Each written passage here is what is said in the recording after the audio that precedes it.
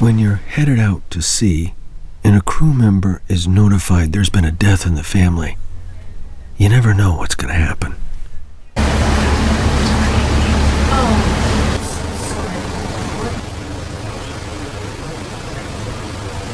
And to further complicate matters, fog has set in thicker than pea soup. I really don't know where to go. So we look for a ball to tie off and to try to buy some time. Don't scramble it too much. I already over-scrambled it. Oh boy. I forgot. You're not supposed to over-scramble. But it's promise. going to be an omelet, so I think you are supposed to over-scramble. Folks, you're on the expedition in the Mystic River. Some might call me a pirate. I just say, taking full advantage of the beautiful planet called Earth. Most of us have no idea how to cope with death. We try to hide from it, medicate it, not feel it.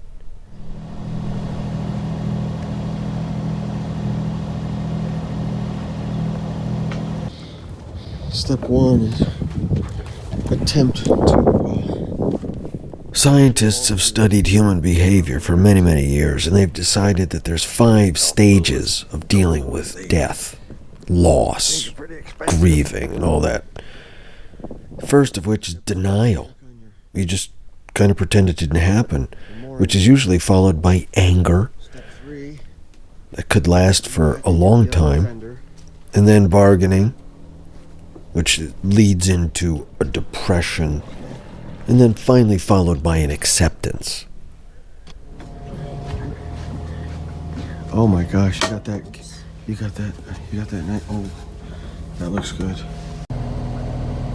The generator's not really making as much juice as I would like. I would think it should be up by 120, but we'll take it. Boy, that looks good. Taking things for free is not the same as stealing. It's a victimless crime. It cost nobody anything for us to be on the boat, except for the electricity that we used, but really.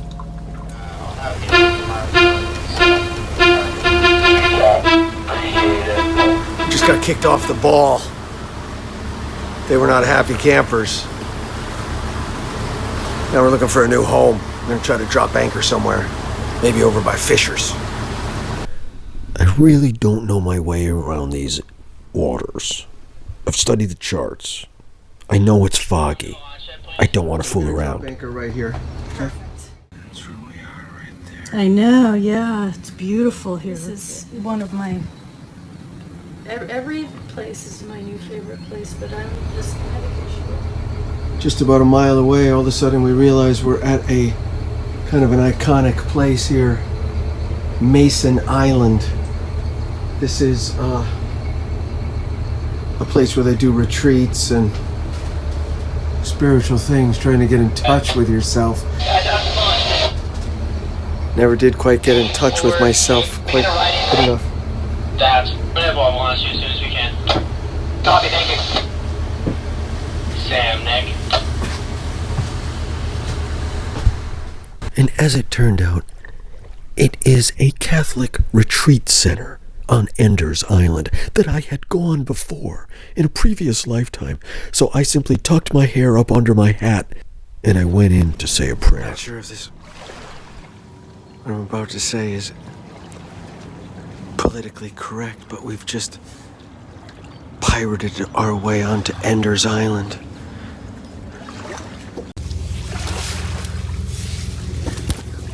Jesus, that was close. Jesus, that was close.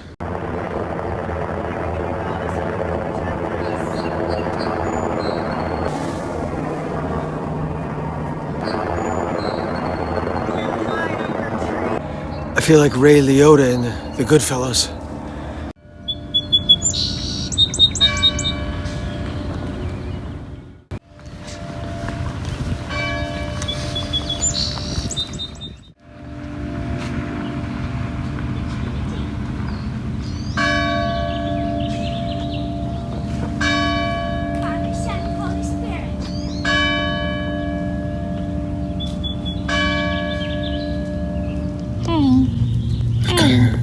creature here that looks like it's reaching up, attempting to find its way. He's smelling you. I don't know. Look at him. Look at the locomotion. Amazing.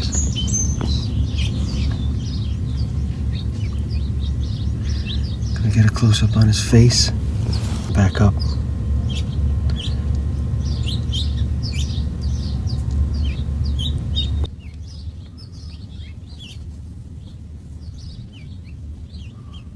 Little spikes on it that are designed to, I'm gonna guess, try to trick a creature into not wanting to bite it. And on the edge of Mystic, Connecticut, look at the colorations, look at the striations on this creature. Velvety, false little spikes on it. Odds are pretty good that this caterpillar exists here because of all the beautiful ornamental plants that were transplanted on this island, and it's feasting on them. Imagine being able to traverse this terrain up and down. A human being could never possibly traverse this terrain. We would fall into our death. Look at this creature.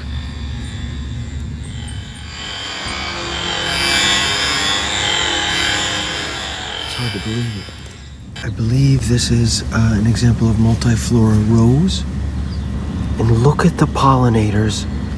These are bee mimics, I believe. Just feasting on the pollen. There were a lot of ants feasting on plants over there and flowers over there. Oh, look. It's kind of a bittersweet discovery to learn that multiflora rose is actually an invasive species from Asia. Made its way over here in the 1700s. But look at the pollinators. Look at what it's doing. Over these past 220 years, many of the insects here have found a way to thrive on these plants. And then it suddenly dawns on me, my boat's on anchor. I can't be seduced into these insects, these amazing plants, without going back to check. But then we caught a sight of these poppies.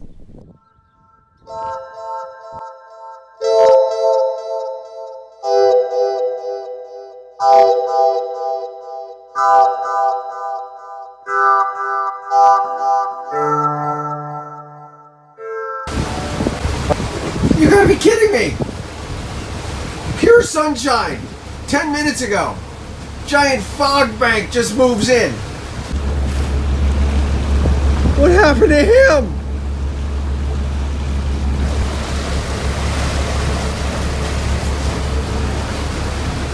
Guys, it's pea soup coming right at me!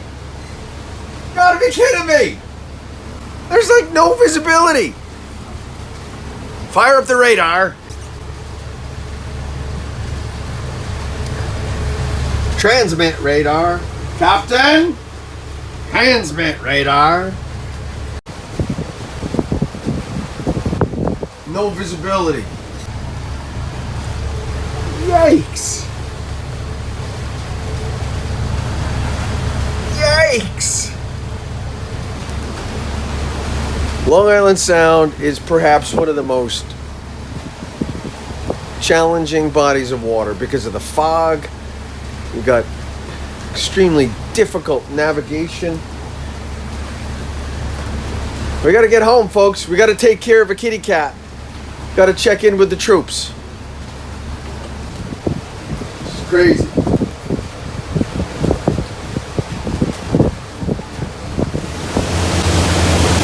We just left the Thames River. We got no visibility.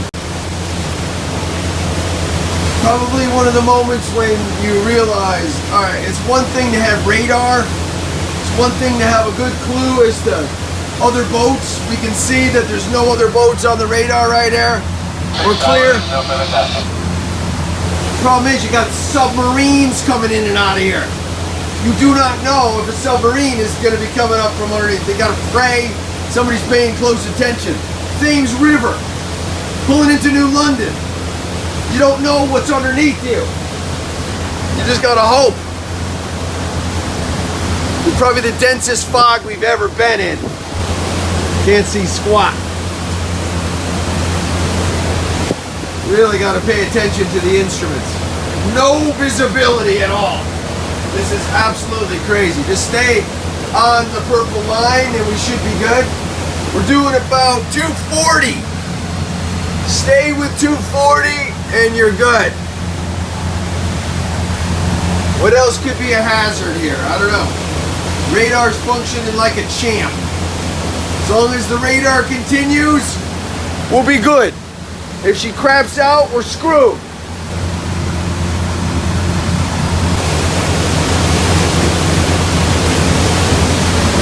You're on the parallel universe, Expedition Earth. I swear to God, you would not even believe the fog came in this thick. There's no way. We're doing 12 knots. There's nothing even close, except for that rock. Let's move away from the rock. I'm gonna guess less than 50 yards visibility. I have 700 hours of experience on this boat. I know this thing like the back of my hand, but I don't care. There's Block Island ferries cruising through here.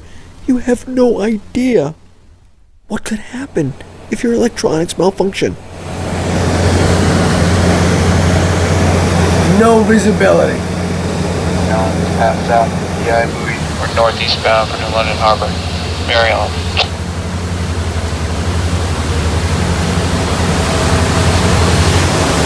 This is ridiculous. I've never been in this thick of fog for as long as I have today. Look at that. There's no visibility. What you got to get your mind around is you are approximately 12 to 15 tons of mass and energy that will not stop on a dime. So you've got to be hyper alert if something all of a sudden appears. Look at this guy. He's right in front of me. Security call aboard vessel 1 on target. East of the beam, west light. He just cut right in front of me.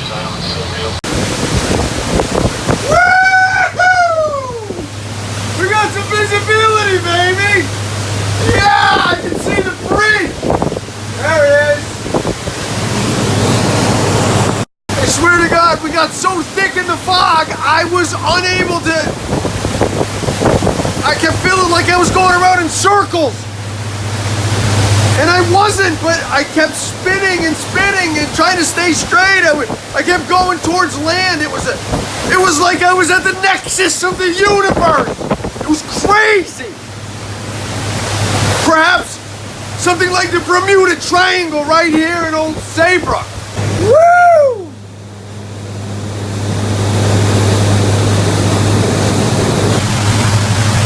Wow!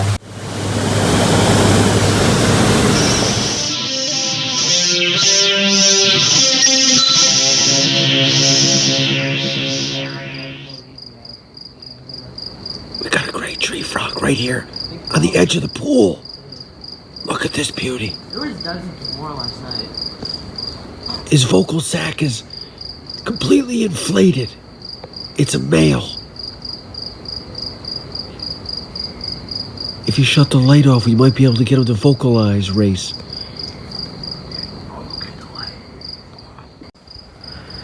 You're on the expedition.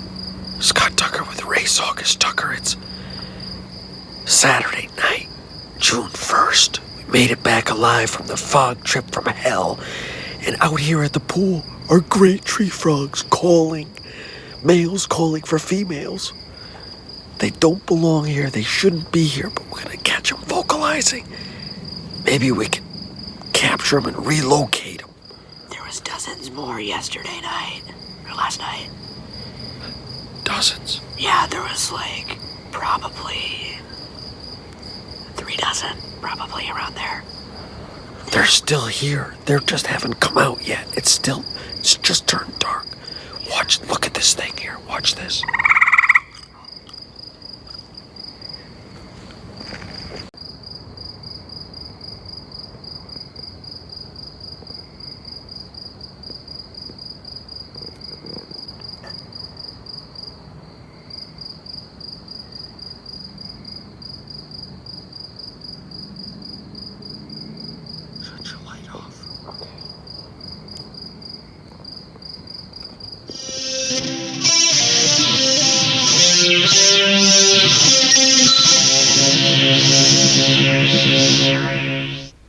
for those of you that are unaware of it, today the School of Rock has a performance at the ballroom in, where is it? Hamden, Connecticut. Race August Tucker, who sits before you, will be performing live on drums in about how many songs? Say about 7. About 7 songs. And I just want to go for the record, because I love you, and of course I care about you quite a bit. There is one concern that I have about all of this rock and roll music and all this effort that's gone into being in a band and becoming basically someone that is parroting what other people have done and said and sung. Many of those people have died from things like heroin overdoses and other drug addictions, alcohol abuse.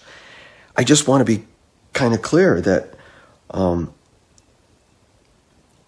you got to realize that you're kind of emulating a lot of people that have done a lot of crazy things. I don't want to throw the baby out with the bathwater. You're also learning how to be on a team. You're learning how to practice. Are you cognizant? You're 13 years old. You've got a developing brain. Are you cognizant of these things? Cognizant. Cognizance? I literally have no idea what that means. Are you aware of these things? Yes. You are. Okay. So I just want to be clear. I love you and I support you. I want you to learn how to play musical instruments. However, learning what other people have done, especially many of those that are now dead because they killed themselves. Kurt Cobain. Yeah. Name them. Name 3. These people are dead. Kurt Cobain, Chris Cornell, and One of my favorite songs, Black Hole Sun. I'm sorry, but you know what I'm saying? Like, I mean, these people are tapping into this very depressed and, I would say, this channel of deep sorrow and frustration within the human psyche. And yet, here we are. Hey, let's all learn how to play this stuff and let's teach it and let's repeat these lyrics. Black hole sun, won't you come? I mean, really? You're asking for the end of the world, people. Green Day. Is this a happy band? Is this they're a very political band. Okay, well, political is different. Tell me, politically, what are we talking? I want the issues. Just give me one issue. Immigration. So they want people to be able to come into the country. Yeah. Okay, so it's a political band, and one of their issues is they want people to be able to come into the country. Okay. Yeah. Well, now we're clear on that. Okay, so we went from drugs to political issues. We've gone to all kinds of things. My only hope here, my good man, is I pray and hope that you, my good man, will have the better sense to take good care of your body and protect yourself from some of the craziness that could happen when you get all wrapped up into rock and roll. I love you, buddy, and I hope you. Thank you for appearing on the Parallel Universe. Okay, listen, we're on the Expedition. It's a mixture between the Parallel Universe and Expedition Earth. We're over here in Hamden, and I just saw what I believe to be a carpenter bee go inside that hole right there. And I think he's gonna come back out in a moment. But look at the sawdust down here. I was like, was somebody drilling? These are from carpenter bees. Stick with us here for a second. Let's see if we can get them coming out. This might not be difficult, we'll see, but there's a carpenter bee in there. I swear to it, he just must have gone in there. Let's see if he comes out. Everybody looks at a carpenter bee and you think, oh, it's a bumblebee, you're afraid. Never heard of anybody ever getting stung by a carpenter bee. Come on out, buddy. Come on out. What's inside the hole? What is he doing? 1, 2, 3, 4.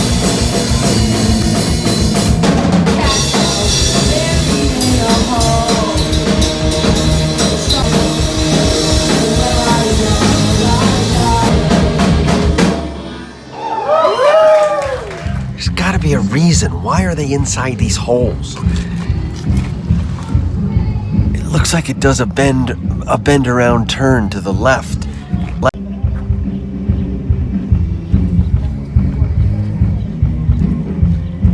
He's coming. Look at him. Here he comes. Come on out here, buddy. Come on out. Don't be frightened. He sees me and he might be too nervous. I just saw him. He's in there. Come on out, buddy. Come on out. You're gonna be okay. Come on out. He's nervous. He sees my camera. It's okay, buddy. I'm not gonna hurt you. Come on out.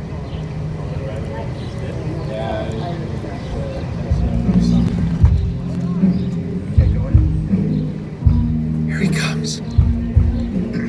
He's taken out the, it looks like he's trying to take out some more debris. It's exactly what's happening. Folks, if you're just joining us, I'm on the expedition. We're at the ballroom in Hamden. Race is performing Green Day covers. Griffin's tied up on this little thing, and we're just getting a moment to get a true glimpse of what's happening in the world of a carpenter bee, which is drilling into the ballroom. This is absolutely nuts. Come on, buddy. It's something unpredictable. In the end is right. I hope you have a time of your life.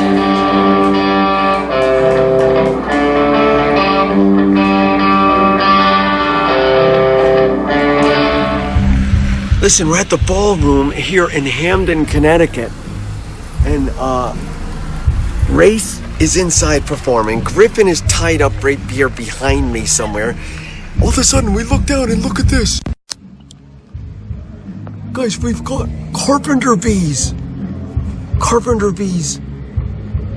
Right inside, drilling their way into the ballroom. This is live Expedition Earth, the parallel universe. We're trying to capture the... Oh, wait a minute. What was that? Don't tell me somebody's up above me. I can't tell. Are they building these catacombs and coming out other sides? Or I just saw one of these guys bring those little wood chips out. You can see there's wood chips down here on the bottom of the hole, obviously. But now we're trying to get him as he exits. And I don't know what's happening, but it's been kind of quiet. I think Race will forgive me if he's performing right now. There's other drummers here at the ballroom in Hamden. But right now we're waiting very patiently for the exit of this carpenter bee. They're drilling these perfectly cylindrical holes right inside. Everyone probably hates them because they're doing damage. There's at least, I'm going to say, 6 or 7 of these holes here. But I'm afraid I'm going to miss it. So. Meanwhile, Griffin is here. But if it physically pains me to We've got other performers that are coming in and out, having a little break. because I know her. This is what happens when you're trying to actually capture things live. Wildlife here. We're trying to capture it live. Expedition Earth, the parallel universe. Yesterday we're out in the fog. Oh no, we're gonna miss it. Race is probably going on right now. Oh shoot. Maybe the presence of my phone has got this guy freaked out. He won't come back out. Either that or he's truly back in there doing some more digging. He's carving into the wood. Odds are pretty good they're going to lay an egg in there, the carpenter bee, and then feed it with some sort of an insect. Oh, here he comes. Here he comes. Oh, come on, buddy. Come on out. I just saw. Did you see the activity? It's happening right in there. There it is. There it is. There it is. There it is. Come on, buddy. Come on out. No harm here. Come on out. Oh, he must be carving and... Oh, my gosh. Listen, I don't want to drive you crazy here, but right... Oh. Here he comes. Here he comes. Come on, buddy. Come on, buddy. You got to be patient here on the expedition. Do you realize how much crazy time is spent when you're trying to capture and understand insect behavior? I mean, it takes days, sometimes weeks or months. Oh, there he goes. Yes, we got him. We got him. He came out. For those of you that were patient, you stuck it out. We're sandwiched in between the ballroom. There's a church. This is urban wildlife, people. We're in an urban environment. We're at the ballroom, Hamden, Connecticut. The home of the... Reese is up right now. He's up now? Yeah. Okay, listen, I gotta go back in. Expedition Earth, stick with us.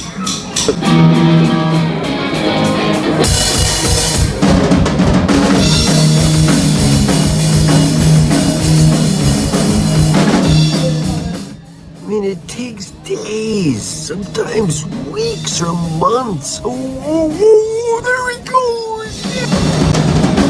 Welcome to